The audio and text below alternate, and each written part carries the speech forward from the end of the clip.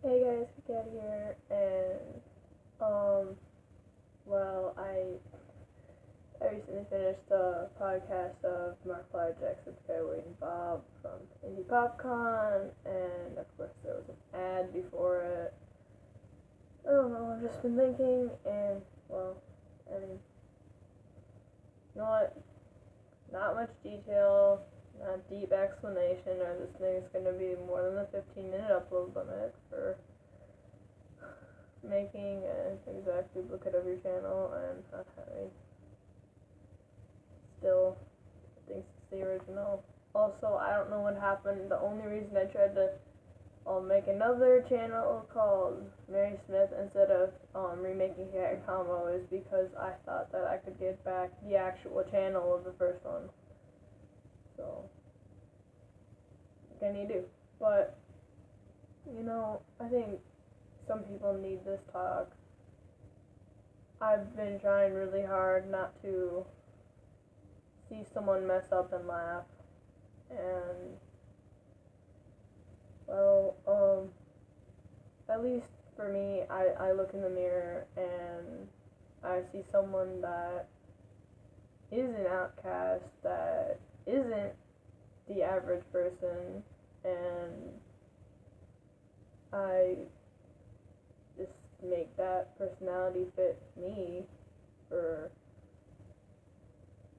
if you look at me the first time and see what I do or how I do things, when I do things, where I take things from, well, like, I don't do things in order. I don't, like, anything I do, I think I think what I just did, and it makes me look like I'm just following the line, like in the lunch line.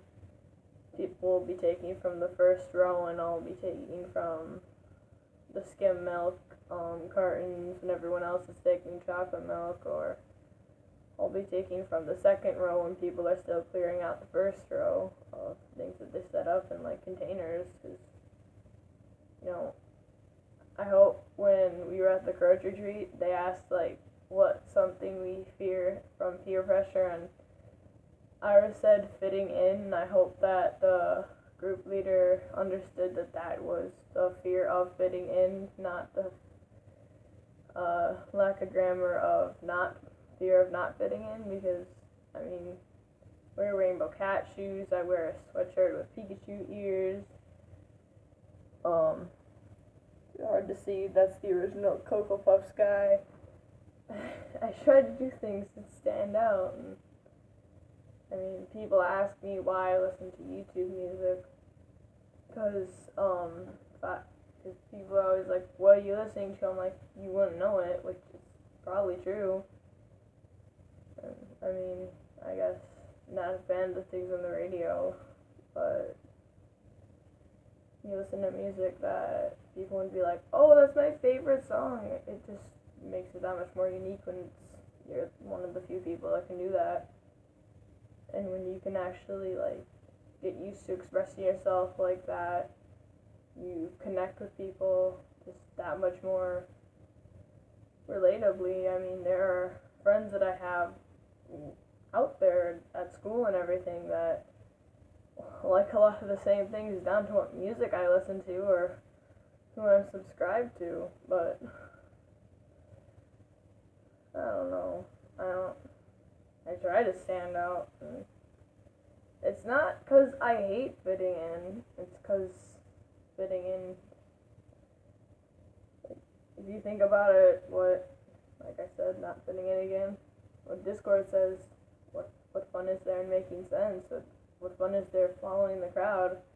I mean, to an extent of not following the crowd where people get hurt, then you might want to change your ways, but then people can like you plainly for things that you can generally show like that when they first meet you. Like, if they don't like it, then people don't accept you, and you don't have to accept them. I've really hard when people like things or they think something and then they have no idea how many other people relate to that or like have the same hobby as that until people start talking about it all the time.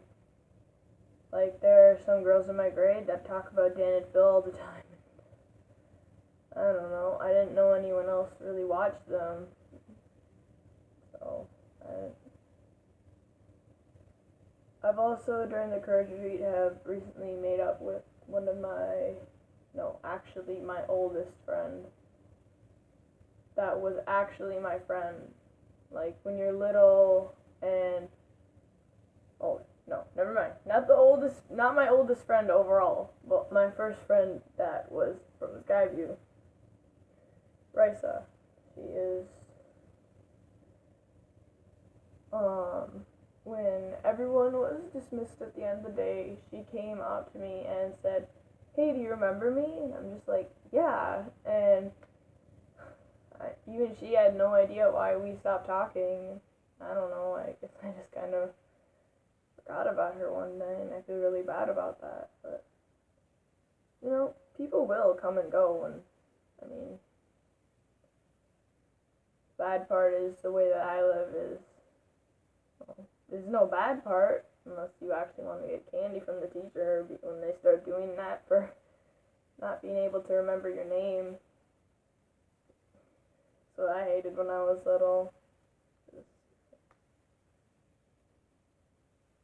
They don't, you have a hard to pronounce name, hard to remember, you don't stand out that much. And some people just kind of forget it when they first hear it. I'm sorry, just 1 second. My charger is off. Okay, I got it. There's just, when you can be yourself through what you wear, like, people will act. No, I'm not gonna mess with the charger, but it's sideways. Like, you'll be more recognizable, or, at least unforgettable. And I don't know. So, I'm not one for deep talk. A lot of my friends have realized that. But, like, for me, like, I was just a person. I didn't have any general interests before I met Beverly.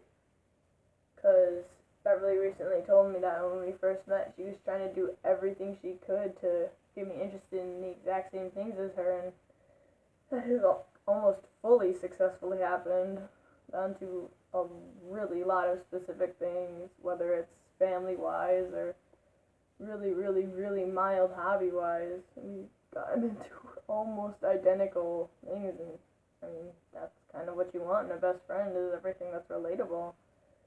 Because best friends are people you turn to talk to, and if they can relate, they can help a lot more.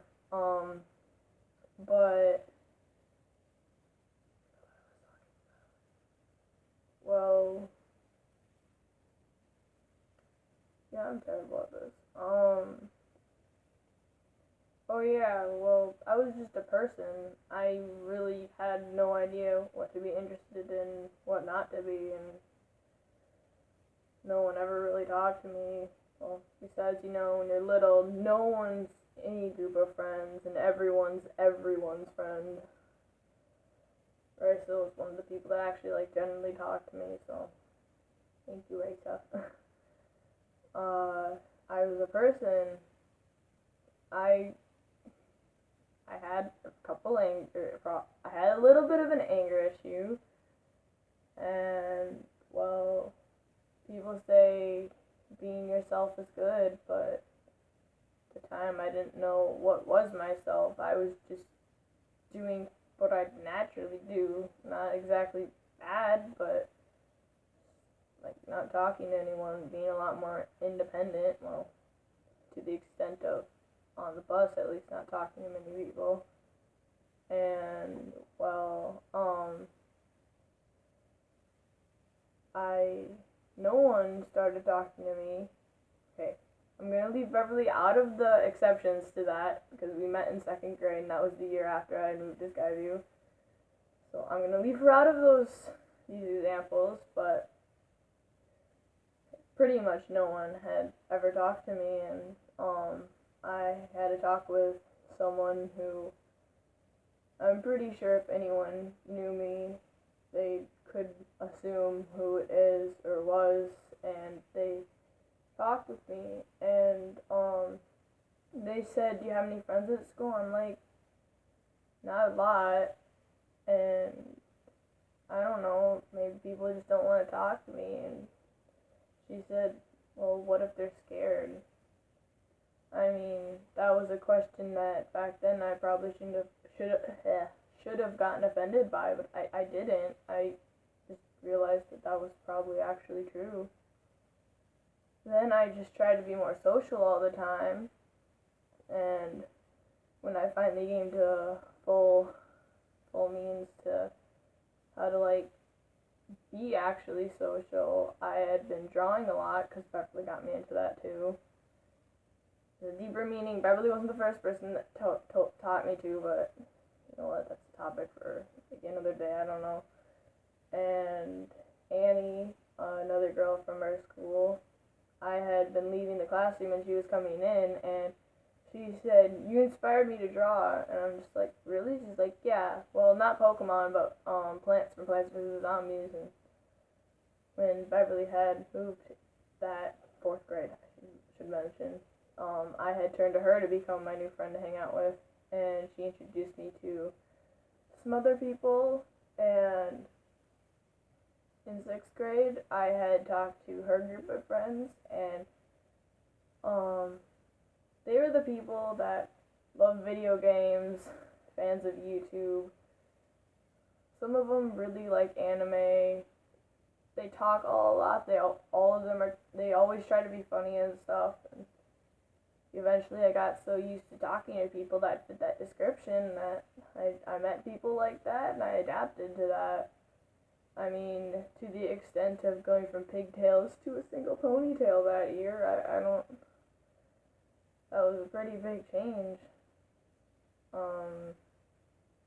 I like there really wasn't any social groups before I became that person, and then everyone just suddenly had them in like fifth grade. So I kind of had mine, and a lot of other people come into play of this, but I'm trying to stay general on topic, which I'm practically terrible at. But the point is, if you really have, you know who you are and how you act around people, but you don't know, like, a general description of how you describe yourself, then I don't know, if you think it's better, change yourself, try to fit in with some other groups. I mean, I probably couldn't have fit in that desire to change in any other age, especially around the time that I was fortunate enough to have people forming groups, and I could easily slide into one. But if yourself isn't who you want to be, just go on a limb and try to have some people that you feel like you could possibly want to or could relate to.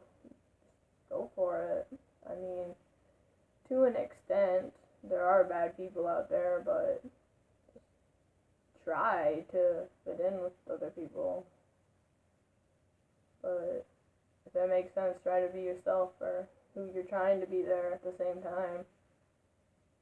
Because when I was younger, I forgot to mention that I laughed at a lot of things. If something was funny in the class, I would get the joke and just laugh, but when the joke was aimed at me, like, whether it was always laughing with me, now that I look back at it, but when people laughed, I just get, like, I don't know, I didn't want to be, but I just get really offended, and I don't know. You know, I'm gonna get way off topic if I stay on this. Just, if this helped you at all, just think about what I said. Just